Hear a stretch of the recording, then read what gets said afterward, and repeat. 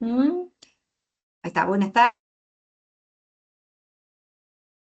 Firme a horario, es más, acá hace tiempo estábamos las dos. Bienvenidos a a este cuarto encuentro. Eh, Ahí vamos a ir admitiendo. Hola Carolina, ¿cómo estás? Vamos, recién empezamos, así que no te perdés nada. Este encuentro que estamos grabando para aquel que no pueda ver, se va a referir exclusivamente a lo que es el trabajo 4, y como trabajo 4 que vincula o que viene a traer un cierre a los 3 anteriores, agrega una cosita y trae un cierre, lo vamos a desarrollar en qué es lo que pedimos en esta entrega, en cuanto al qué y al cómo, ¿no? Es el momento de cerrar todo nuestro análisis y diseño. Bueno, les voy a compartir un pequeño PowerPoint en relación a lo que tenemos que hacer.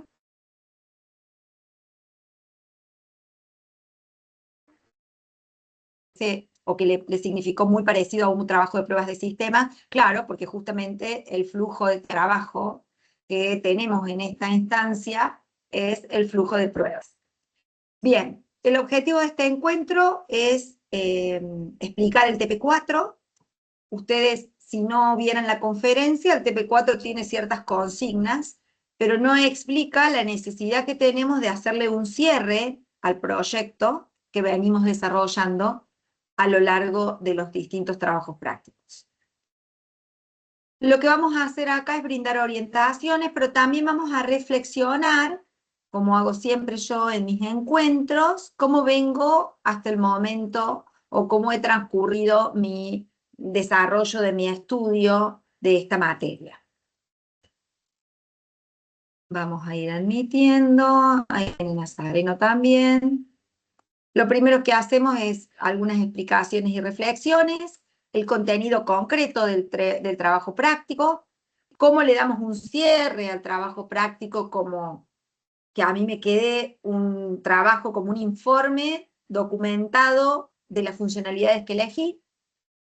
Vamos a hablar de un puntito que tiene que ver con la integridad, la coherencia y la consistencia, que es un tema que a mí me preocupa mucho, y el uso de la rúbrica. Esos son los 5 puntitos que vamos a ir desarrollando a lo largo del TP. En cuanto a las explicaciones y reflexiones, como ya les dije en la conferencia pasada, este es una materia que es básica para seminario de práctica. Y seminario de práctica de la licenciatura es básico para el EFIP 1. El EFIP 1 es el examen final integrador presencial que ustedes desarrollan a mitad de carrera para ser analistas. Entonces, fíjense hacia atrás, decimos, bueno, yo tengo análisis y diseño, luego de análisis y diseño, tengo seminario de práctica donde aplico lo de análisis y diseño, y en análisis y después, con seminario de práctica, me voy a rendir EFIP. Rendir EFIP no es solo seminario, no es solo análisis, implica otras cosas más, pero tiene gran parte o gran corazón en esto. Yo no me puedo recibir de analista de la licenciatura en informático, de analista de sistemas, si no sé análisis y diseño. Entonces, como que esta materia es súper, súper, súper básica. Entonces es importante que yo me haga estas preguntas. ¿Qué debo saber? ¿Qué aprendí? ¿Qué me falta saber? Me voy a detener en el qué debo saber. Yo en esta materia tengo que haber logrado, y tomen nota, ¿saben?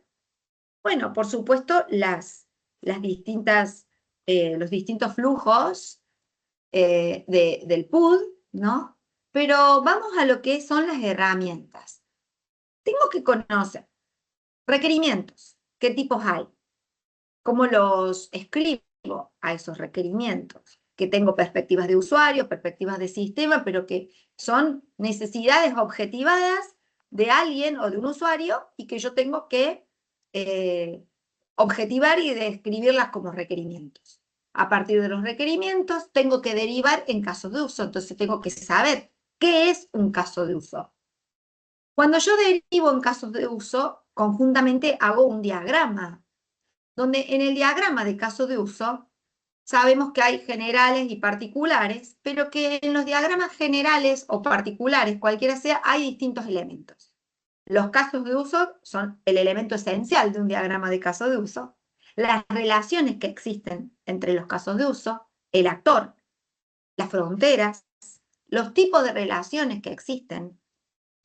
Tengo que saber que existen relaciones de inclusión, de extensión y de qué son esas relaciones. Tengo que saber que los actores son quienes instancian los casos de uso, excepto en algunos casos de uso de inclusión, que no son instanciados por un actor. Tengo que saber que el actor puede ser un usuario, puede ser otro sistema, puede ser el tiempo. Todas esas cosas yo tengo que conocer para hacer un diagrama. En un diagrama tengo que saber, de caso de uso, tengo que saber que yo estoy modelando lo funcional del sistema. No estoy modelando lo no funcional. Cuando yo modelo la funcionalidad, estoy diciendo y representando lo que hace el sistema o lo que puede hacer un actor con el sistema. Entonces, cuando yo tengo un actor cliente sobre mi sistema o sobre mi diagrama de caso de uso, es porque el cliente está instanciando y haciendo algo sobre el sistema. Se loguea, entra y ve, usa el sistema. ¿Estamos? Supongamos en un sistema de gestión de turnos en una veterinaria. El sistema de gestión de turno de una veterinaria, yo puedo tener a la mascota como actor y la mascota como mascota no viene a hacer nada. Entonces, no. Si tengo al cliente como un actor, que el cliente sería el dueño de la mascota, es porque el dueño va a entrar al sistema a hacer algo. Porque si no entra al sistema a hacer algo y todo ese algo lo hace un administrador, el actor es el administrador, el cliente. Bien, pasando a los, dijimos, diagrama de caso de uso, después, ¿qué tengo que saber? Tengo que saber que los casos de uso se especifican, ¿sí? Hay muchas maneras de especificar a los casos de uso. Especificar quiere decir describir. Y cuando yo voy a describir, tengo que tener claro un enfoque sistémico del caso de uso. Es decir, cuáles son las entradas de ese caso de uso, la secuencia de pasos, es decir, el proceso, y las salidas de un caso de uso. Por eso digo el enfoque sistémico. Así como los que me tienen en pruebas me lo van a escuchar decir esto también para lo que es un caso de prueba, que lo vamos a tocar acá. Entonces, yo tengo que especificar esos casos de prueba. Después que tengo también, digo después, pero porque estoy explicando, ¿no? Un modelado de dominio, que cuando yo modelo el dominio, yo estoy planteando elementos, objetos que forman parte del dominio de mi sistema. Es para comprender, comprender el comportamiento. Después, ¿qué más tengo como esencial que no puedo dejar de saber? O sea, ¿qué debo saber? Un diagrama de clases, ¿sí? Que están compuestas por clases eh, y que esas clases tienen atributos, tienen métodos, tienen relaciones, tienen navegabilidad, tienen multiplicidad. Todo eso tengo que saber yo en mi diagrama de clases. Después puedo modelar mis datos a partir de un diagrama de entidad-relación, por ejemplo. Entonces, yo ahí ya estoy modelando la base de datos, digamos, ¿no? Que voy a utilizar o que voy a, o los datos con los que voy a trabajar. Entonces, si yo en un caso de uso digo que voy a dar de alta a un cliente y para el cliente le voy a dar de alta el quit, el nombre, el apellido, la dirección, la fecha de cumpleaños y el email, en mi modelado de datos voy a tener que tener una cajita para guardar el DNI, una cajita para guardar el nombre, una cajita para guardar el apellido, son los atributos, son los campos en lo que sería un DER. Y así, esas cuestiones son como esenciales. Algunos me han preguntado sobre qué sería un diagrama de paquetes. Un diagrama de paquetes es cuando yo agrupo, ya lo vimos en el TP3, Es cuando agrupo funcionalidades comunes o que las puedo relacionar y paquetizar en algo para decir, bueno, acá hago la gestión de cliente, acá hago la gestión de mascotas, acá hago la gestión de las historias clínicas. Entonces agrupo. A veces en la complejidad del modelado, cuando lo hago bien o cuando lo hago de cosas muy grandes, los diagramas de paquetes a mí me sirven muy bien, ¿no? Después tengo que saber que tengo diagramas estáticos y diagramas dinámicos. Si yo hoy le pregunto, el diagrama de clases, ¿es estático o dinámico? Bueno, lo tienen que saber. Un diagrama de caso de uso, ¿es estático o dinámico? También lo tengo que saber. Tengo que saber todo eso de UML, ¿no? Eh, y así voy. Nosotros fuimos evolucionando en el desarrollo del trabajo y fuimos incorporando intensidad, fuimos incorporando detalle, ¿no? Primero lo pienso de una manera, es como un arquitecto hace un bosquejo a lápiz. Después ese bosquejo ya lo empieza a definir mejor. Después lo pasa y lo hace en AutoCAD. Después ya tiene el plano de planta. Después ya le pone los detalles porque lo tiene que presentar ante catastro u obras privadas.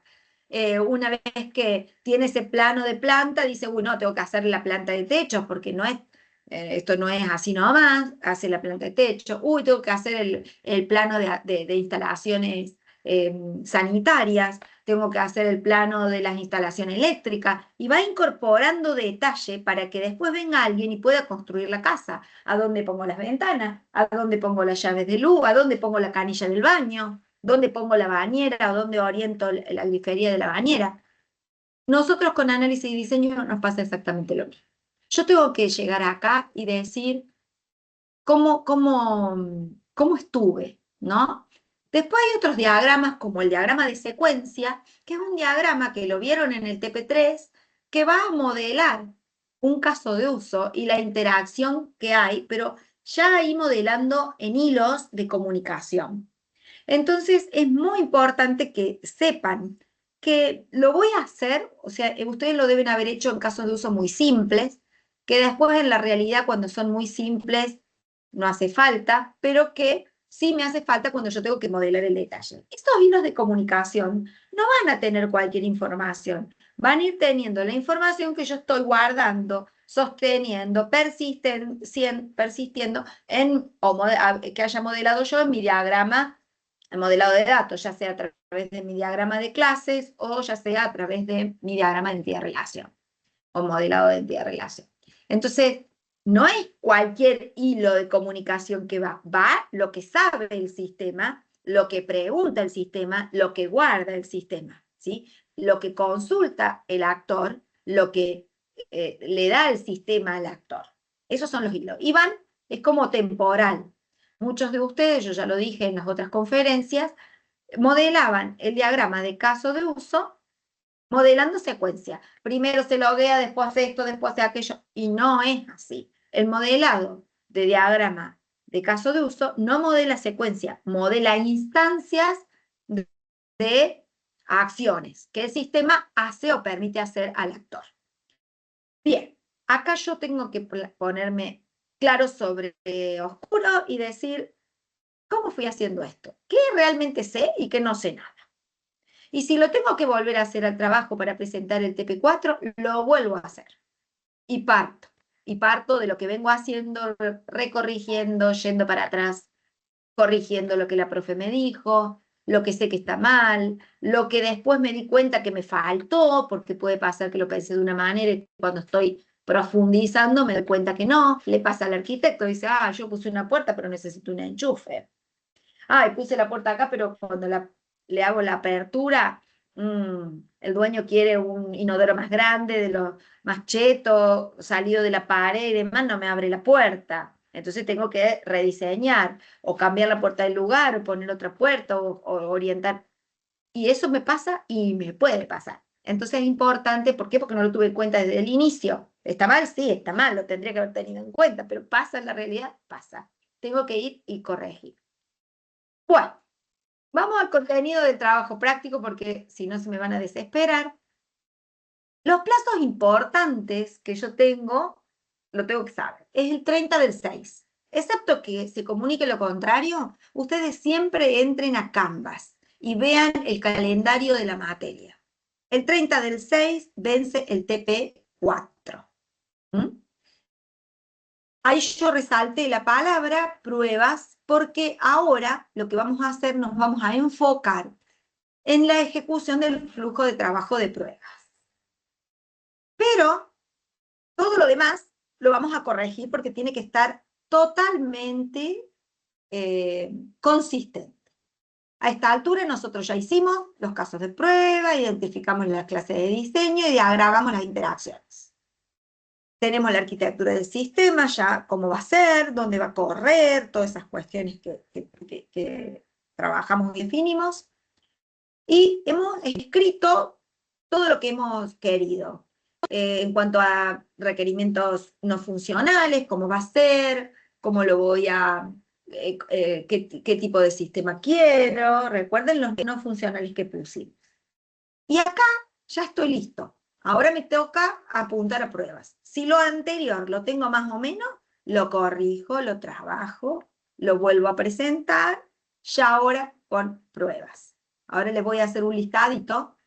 Les voy a hacer un listadito de qué es lo que quiero que presente. Nosotros arrancamos con una aplicación de uso cotidiano, y la profesora cuando hizo el enunciado les dimos a ustedes un listado de aplicaciones. Bueno, con ese listado, la mayoría se basó en ese listado, hizo, digamos, Netflix, YouTube, Spotify. Estamos cansados de eso, pero es lo que han hecho. Hemos tomado de alguna de esas aplicaciones y hemos desarrollado, explicado lo que usamos, desarrollado las funcionalidades básicas que tiene y hemos definido un diagrama de caso de uso de esa parte que utilizamos. Yo no, si tomé Spotify, no estoy modelando todo el funcionamiento de Spotify, estoy modelando alguna parte, alguna vista, alguna parte de ese sistema. Cuando hablo de Netflix, me pasa lo mismo. Entonces, ¿qué hicimos? Tomamos las aplicaciones. Tomamos la aplicación, la explicamos. Le planteamos requerimientos funcionales, le planteamos requerimientos no funcionales y pasamos al diagrama de caso de uso general.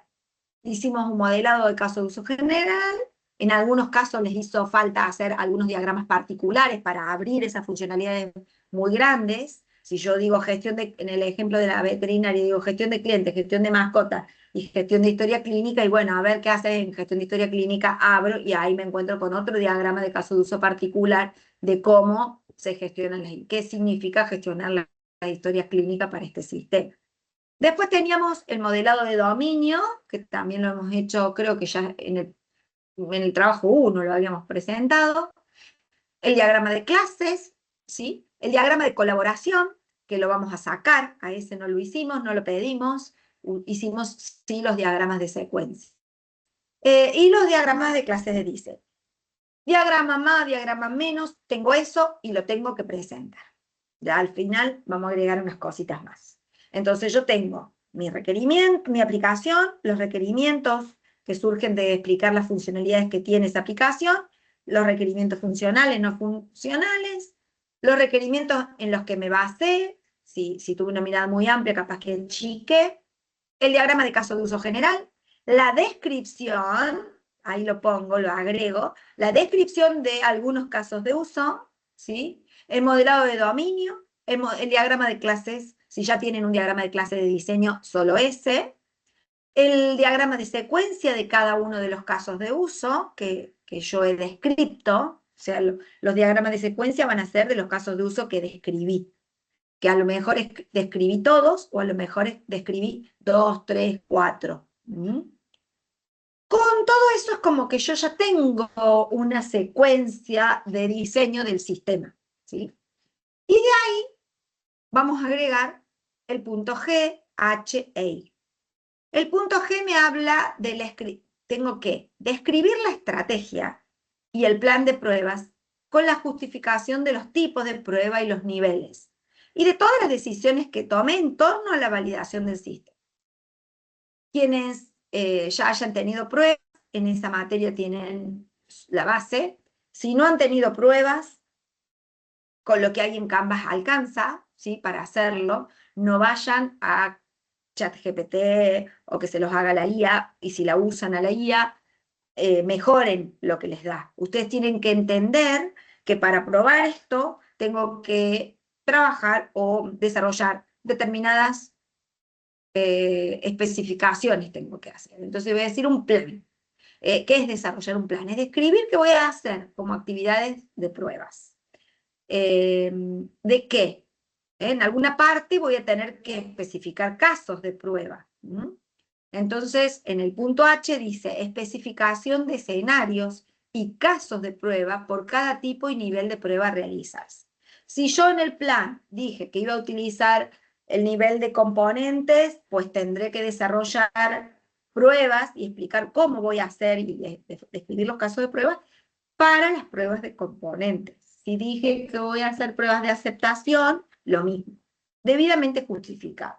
Acá quiero que sean creativos, pero a la vez justos. Y el punto I, que pido documentos completos para el soporte de la ejecución. Puede ser que yo tenga que desarrollar algo que diga, tenés que entrar al sistema, instalar esta base de datos y ejecutar de tal caso a tal caso. O sea, cómo yo explico a alguien que no hizo el diseño de los casos de prueba, cómo tiene que ejecutar esos casos de prueba. ¿Estamos? Esos son los 3 puntitos que se agregan. En un plan de pruebas, vamos a explosionar un poquito esos puntos. Fíjense que habla de niveles, habla de técnicas, tipos, ¿no? de pruebas.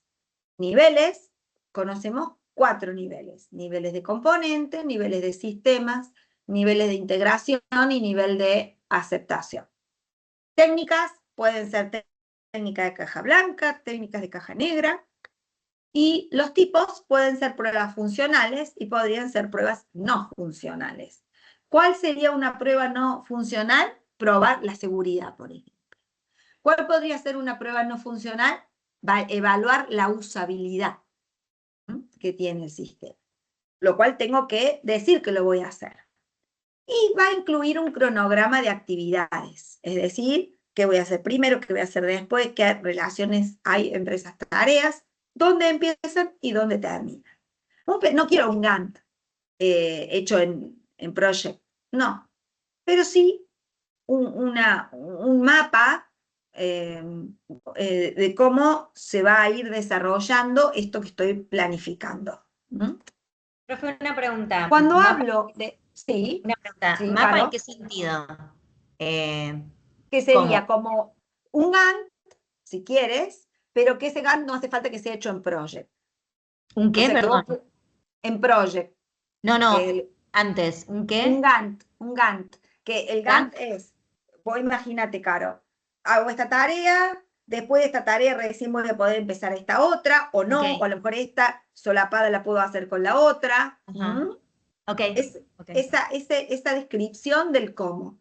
No te sale a hacer un esquema, que por ahí un esquema ayuda bastante a poder planificar. Bueno, esta tarea se va a desarrollar en 2 semanas, no importa la fecha a lo mejor, pero las primeras 2 semanas vamos a hacer esto, la segunda semana vamos a hacer aquello. O sea, planifiquen como ustedes gerentes de prueba. No quiere decir que tengan que hacerlo hasta el 30 de junio, ¿me entiendes? O sea, no es que tengas que hacer un plan al 30 de junio, que a lo mejor te sirve, ¿no? Usar este plan para decir, che, bueno, voy a llegar hasta por lo menos determinar o documentar los planes de ejecución. Pero piensen que cada vez que hablamos de plan, hay tareas y hay esfuerzos para esas tareas. Entonces, cuando yo planifico cualquier cosa, necesito determinar duraciones, esfuerzo estimado. Estoy usando 2 términos que no es lo mismo. No es lo mismo el esfuerzo que la duración. Eso lo van a ver en administración de proyectos. El esfuerzo yo voy a decir, esto me lleva 8 horas. Y la duración, 1 semana. ¿Por qué? Del lunes al jueves. Porque voy a dedicarle 2 horas por día. Entonces, de lunes al jueves. Yo para tejer un pullover necesito, yo soy tejedora, para tejer un pullover necesito 19 horas, supongamos. Pero no lo voy a hacer en un día, porque yo no tejo un día entero. Yo tejo de a ratos. Entonces tejo media hora, media hora, media hora. Bueno, lo voy a terminar a fin de mes, porque ahí se van a cumplir las 19 horas. El esfuerzo es 19, pero la duración es cuánto le dedico y es la fecha. O sea, de cuándo empiezo, cuándo termino, la dedicación que le doy y lo que hago. Lo van a ver bien en administración de proyectos. Hay en calidad de software, que es una materia que también doy yo, también toca ahí por un artículo que lo tiene metido ahí, lo tocamos al tema, pero ténganlo en cuenta. Pero cuando yo planifico, pongo dedicación y hago un macro, aunque sea un macro esquema de cómo se va a llevar adelante eso. ¿Está claro, Caro?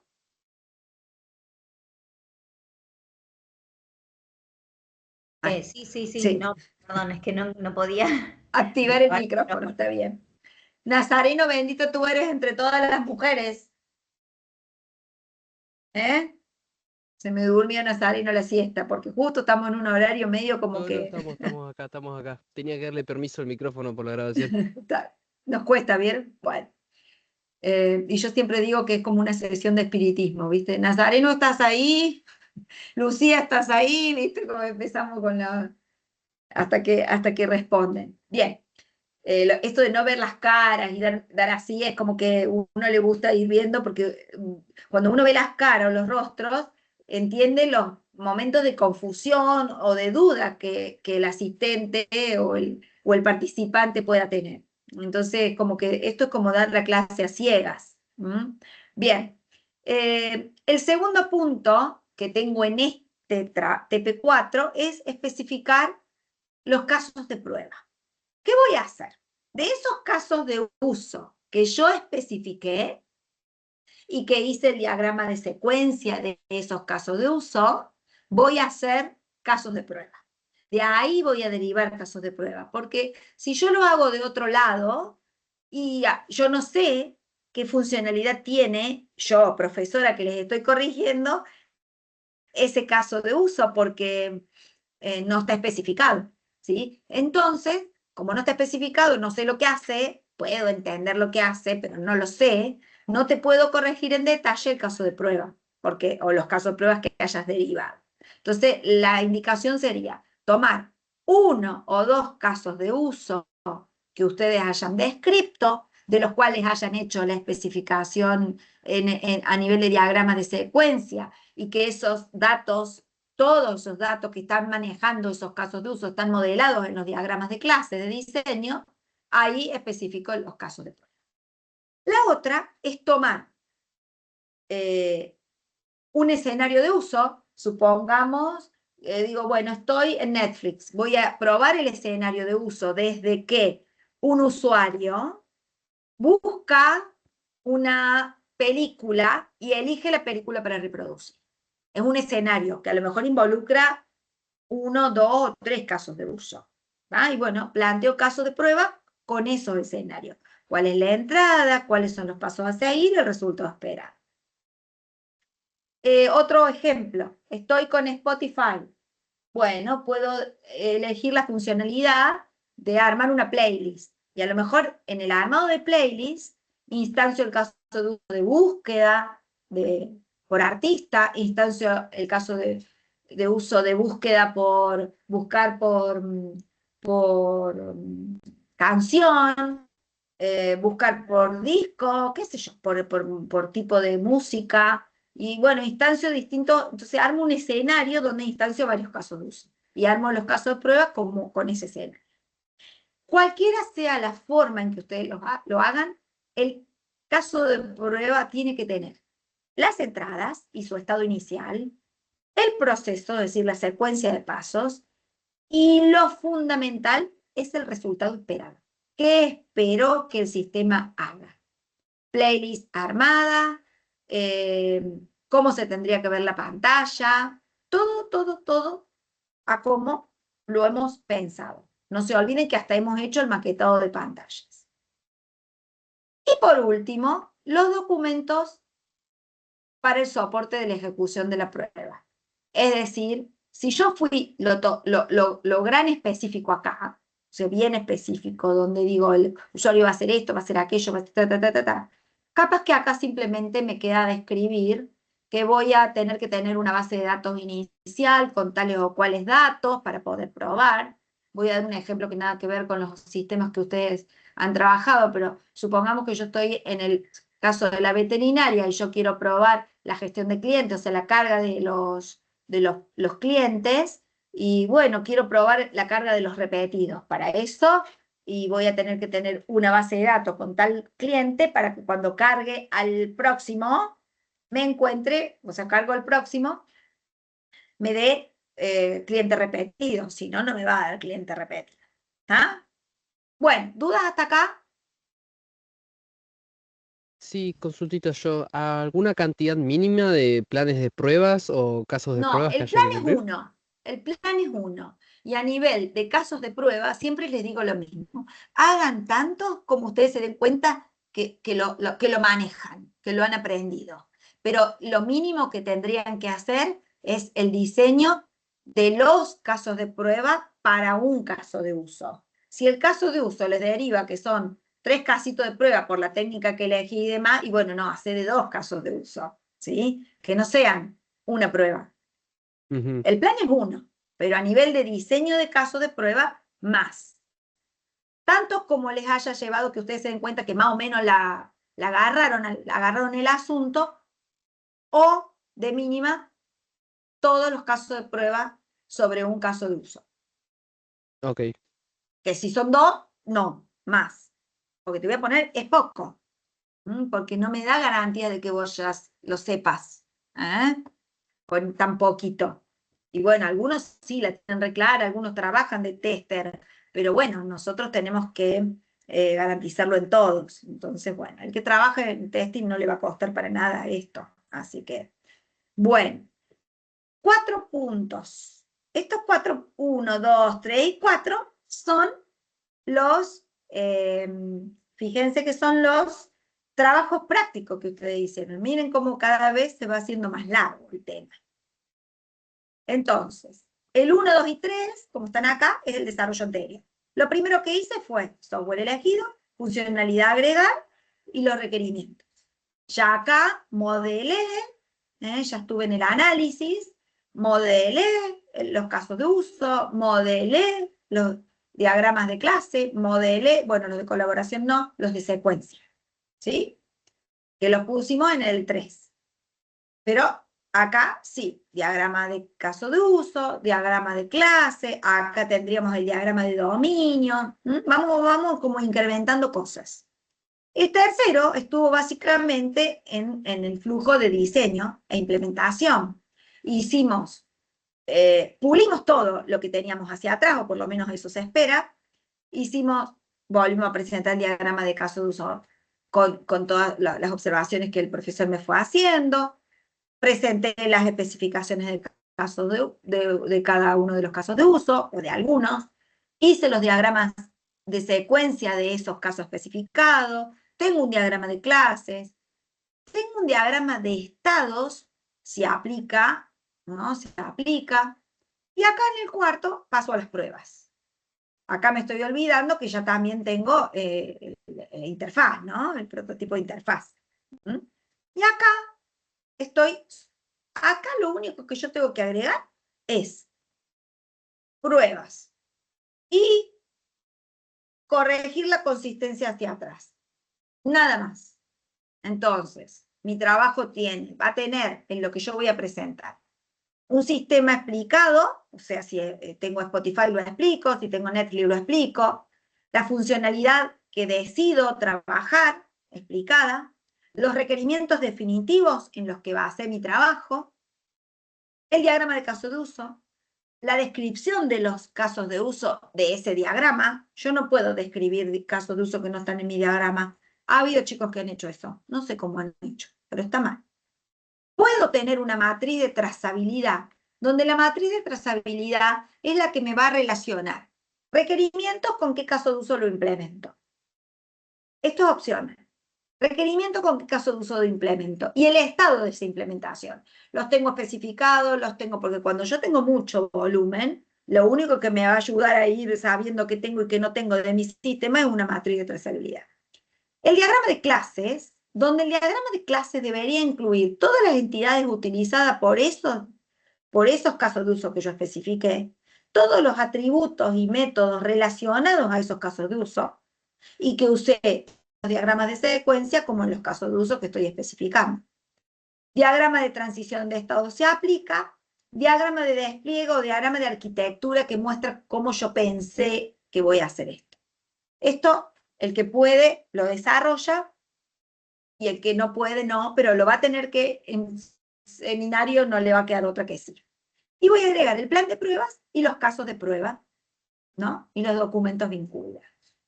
Le tengo que dar una consistencia y una coherencia general. ¿Cómo evaluamos nosotros la consistencia? Yo agarro un dato que vos has utilizado en un caso de uso y digo, a ver este dato, ¿qué campo es? ¿O qué atributo es de la diagrama de clase? ¿Dónde está definido? Ah, en la clase tal. A ver, ¿está la clase tal o no está la clase tal? ¿Sí? Este diagrama de secuencia se comunica con la clase de interfaz en este dato. A ver, este dato, ¿lo tengo o no lo tengo? ¿Dónde lo tengo? Y así voy para atrás. Entonces, es muy fácil darme cuenta los huecos que hay, ¿sí? Cosas groseras como tener descrito casos de uso que no tengo modelado en el diagrama de casos de uso, uno dice, che, pero este alumno o alumna pegó casos de uso de un trabajo que no hizo, o pegó un diagrama que no hizo no lo hizo porque no está vinculado con ningún caso de uso de los que describen. ¿No? ¿Cómo puedo describir un caso de uso que no lo tengo en mi diagrama? ¿Cómo puede pasar eso? ¿Pasó? Sí, en estas cátedras que tengo yo. Así que bueno, ojo con eso. Hablando un poquito de la integridad, la consistencia y la coherencia, me refiero a esto, ¿no?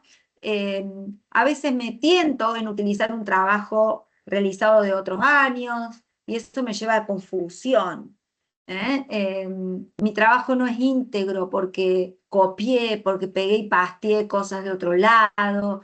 No supe cómo hacerlo, entonces alguien me dijo, y bueno, lo hice así. No revisé la consistencia de todo mi trabajo. Entonces, la integridad habla de cuánto yo, bajo mis valores estudiantes, apliqué en mi trabajo. La consistencia habla de lo que expliqué recién, ¿sí? Y la coherencia es que yo voy a hacer modelado de cosas que sean realmente implementables, aplicables, que sean modeladas como hoy funcionan ese tipo de aplicaciones para los que han hecho aplicaciones de las cotidianas, ¿no? Del ejemplo, del listado que vimos al inicio. Entonces ahí yo quiero que se revisen ustedes en su trayecto y determinen qué cosas van a mantener y qué cosas deben corregir. ¿Dudas hasta acá? No, Asumo que perfecto. no. Asumo que no. Bien. Vamos con la rúbrica. La rúbrica tiene 4 partes. La parte principal es la completitud. La completitud es cuán completo está mi trabajo frente a lo que me pidieron. Pero esta completitud de este TP4 va a incluir la consistencia general de todo. Yo puedo tener un plan de pruebas hermoso, un diseño de caso de prueba súper cumplido en cuanto a su contenido, de la forma en que lo hice. Pero si estoy haciendo casos de prueba, de casos de uso que no modelé, que no tengo que la profesora no tiene cómo evaluar esa correctitud, bueno, ahí va a bajar puntos. ¿Se entiende? O sea, acá, dentro de lo que es completitud, si bien tenemos que enfocarnos en el flujo de pruebas, ese flujo de pruebas tiene que estar vinculado con todos los otros flujos que hice anteriores. ¿Vamos? Bien, eso es a nivel, tiene el 40% del trabajo. El otro 25%, que es súper importante, es la relación con cómo yo apliqué los diagramas de UML. Y voy a lo mismo. Puedo tener los diagramas que me piden, puedo tenerlos consistentes y coherentes con lo que estoy diseñando, pero no utilicé los estereotipos adecuados que me enseña la materia. El actor dibujado como actor, el diagrama, el caso de uso como burbujita, no entendí las relaciones de inclusión y extensión, tengo actores que instancian casos de uso de inclusión, errores garrafales en mi diseño. Por más que no, que esté bonito y esté consistente en todo eso, si no utilizo los estereotipos adecuados y no tengo o demuestro demuestro que no conozco o que no pude aprender estos conceptos elementales, impactan un 25% de mi trabajo. Si yo utilizo un software, ese software ya tiene algunos estereotipos establecidos. Me tengo que asegurar que son los que la bibliografía nuestra nos determina y lo que el Canvas nos enseña. ¿El actor cómo es? Un redondelito, un palito, como dibujan en jardín infante a las personas. ¿Sí o no? Como dibujar a un niño de 3 años, 4 años, a una personita. Un redondelito, palito, bracito y piecito. Ese es el estereotipo de actor. Bueno, lo tengo que usar. ¿Cuál es? En los diagramas de secuencia tengo los tipos de clases, ¿no? ¿Cuáles son? Se identifican claramente las clases de control, las clases de interfaz, las clases de entidad-objeto. Bueno, tienen un estereotipo adecuado para graficarlas. Pues lo tengo que utilizar. ¿Sí? Lo tengo que utilizar. Eso en el 25%. En el 20% va aplicado a si utilicé un software, donde sea un software adecuado. Yo puedo usar Visio para dibujar, pero obviamente no es enfocado en un UML, ¿sí? Sino es enfocado en modelado. Entonces no me va a servir porque el actor a lo mejor me lo deja representar de 1000 maneras distintas, o no tiene los dibujitos de los tipos de clase. Entonces, revisen y utilicen un software. La utilización de un software se va a evaluar solamente en si utilizó un software para desarrollarlo o no. No si es tan específico de UML o no, pero le recomendamos que lo sea. Y un 15% se lleva la presentación, donde la presentación es, fíjense lo que dice, una documentación que sea comprensible para el lector ajeno a los autores del trabajo. Es decir, no digo que se lo voy a dar a mi marido, que es ingeniero civil, a que me lea este trabajo y lo entienda. Pero que alguien que no estuvo metido como yo con ustedes en sus trabajos, el profesor Pablo puede interpretar coherentemente lo que ustedes han planteado en el trabajo, o la profesora Roxana. La comprensión debe darse producto de una lectura fluida, autoexplicativa. Entonces, a veces, los diagramas que presentamos requieren una explicación. Requieren que yo esos diagramas los explique. Requiere que yo introduzca y diga, ahora se va a presentar los diagramas de secuencia del caso de uso 1, del caso de uso 2, que son tales y tales. Y lo explico, lo presento, lo concluyo, ¿estamos? Eso va a estar en este punto, evaluado acá. Como así también la hoja, cómo se distribuye la hoja, a veces me hacen un gráfico por acá, el otro por allá arriba. O sea, encuadro una hoja, le pongo un membrete, o sea, un encabezado de página, le pongo un pie de página, pongo una linda portada, pongo, ya si el trabajo tiene un volumen tal, le pongo un índice. Lo que yo quiero como profesores, lo que queremos es que yo tome ese trabajo y sirva como un informe documental del sistema que haya elegido yo en su análisis y diseño. Que esté listo para que otro agarre y dice, a ver, voy a programar esta parte. Y lo puede hacer. Bien, La coherencia y la consistencia pueden impactar tanto en presentación, porque no entiendo nada, porque es incoherente y demás, como en completitud. Entonces, si eso no está bien, fíjense que ya les baja como un 50. ¿Mm? Otro poco más que baje por ahí y van a desaprobar. La idea es que puedan aprobar esta materia bien. Pero más allá de la aprobación, que es el aplauso y el moño que todos le queremos poner, ¿no? Al cierre de un proceso como este, que nos llevó a estar juntos 4 meses, es que hayan aprendido. Todavía nos queda más de un mes, o un mes. Aprovechemos a los profes a preguntarles, a preguntarles, a preguntar. Que hayamos aprendido, porque es la base. Lo que no aprendí acá, lo voy a tener que aprender en algún momento. O lo voy a sufrir hasta pasar el EFIP 1 y después el EFIP 2 ni les cuento. Entonces, aprovechemos el tiempo. ¿Preguntas? ¿Preguntas? Nope. Bueno. ¿Caro? No, gracias. ¿No? Esta Aje, ¿quién? Ah, Agustín, no te saludé, Agustín, ni te invoqué en ningún momento, perdón. Bien. Y este dibujo que les traigo acá es representativo porque ahora hay que pegar todo esto que hice y me tienen que encajar las fichas. Entonces, lo que no me encaje, lo tengo que acomodar para que me encaje. ¿Sí? Lo busqué en su momento a esta imagen porque digo, ahora tengo que hacer que pegue. Y no, si no pega, algo me falta. Entonces, tiene que pegar. Por eso el dibujito. Bien. Si no hay más consultas, por mí, muchas gracias. Si quieren, pueden prender sus cámaras, nos sacamos una foto.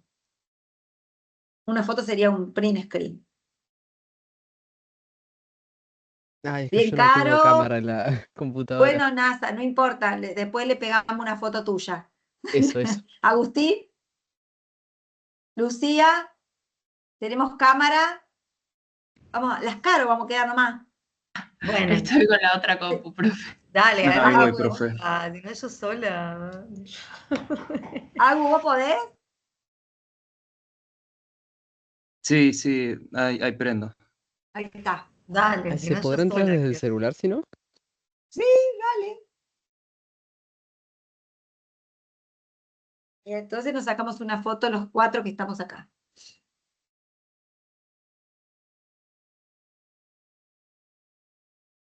A ver si puedo, porque ya de por sí no sé por qué me costó entrar desde el navegador, como que no me cargaba. Mira, mira.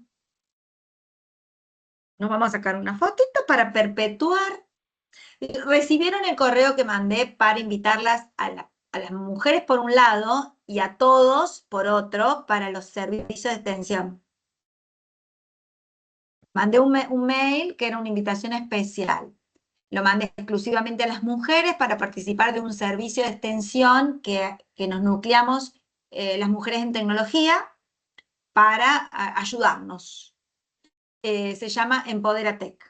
Así que las espero, Caro y Lucía, y a Agustín, Nazareno, y a Lucía y a Caro también los espero en otro servicio de extensión de alfabetización digital, donde la línea de trabajo de este año está siendo alfabetizar al adulto mayor en el uso del celular.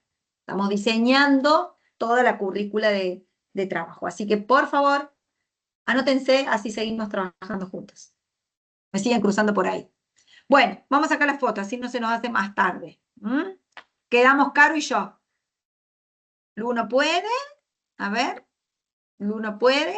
Ponemos cara linda. La que tenemos. Ahí está. Está. Después la mando. Después la mando. Bueno. Dejo de compartir. Dejo de grabar. Bien. Bueno, muchachos.